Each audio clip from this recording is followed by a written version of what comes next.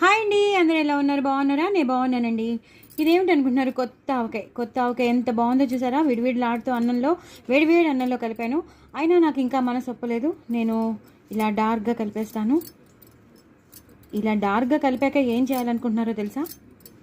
ఇలా పెరుగు వేయాలి. గడ్డ పెరుగు ఉంటుంది చూసారా? ఇలా గడ్డ పెరుగుని తీసుకుని ఇలా ఇలా ఒక్కొక్క ముద్ద పెట్టుకుంటే ఉంటుందండి, అదిరిపోతుంది.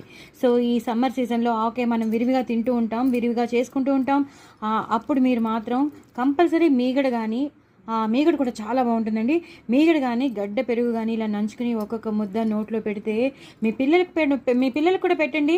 వాళ్ళు చాలా చాలా ఇంట్రెస్టింగ్గా ఎంజాయ్ చేసుకుంటూ తింటారు. అలా అయినా పెరుగు లోపలికి వెళ్ళిపోతుంది, మనకి ప్రోబయోటిక్స్ అనేవి వస్తాయి, పిల్లలకు వచ్చేస్తాయి. సో తప్పకుండా నా ఛానల్ని సబ్స్క్రైబ్ చేసుకోండి, సపోర్ట్ చేయండి. అందుకే నేను తప్పకుండా తీసి చూపించాలనే, మిమ్మల్ని నోరు ఊరించాలనే నేను చేశాను.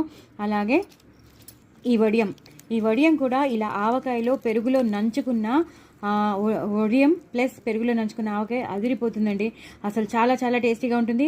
నా ఛానల్ని సబ్స్క్రైబ్ చేసుకోండి, సపోర్ట్ చేయండి, నలుగురికి షేర్ చేయండి, నా ఛానల్ని ప్రమోట్ చేయండి. చాలా చాలా టేస్టీ అయిన కొత్త ఆవకాయ చాలా చాలా బాగుంటుంది. చూసారు కదా పెచ్చు ఎంత బాగుందో, ఇప్పుడు ఇవాళ తీసుకొచ్చారు.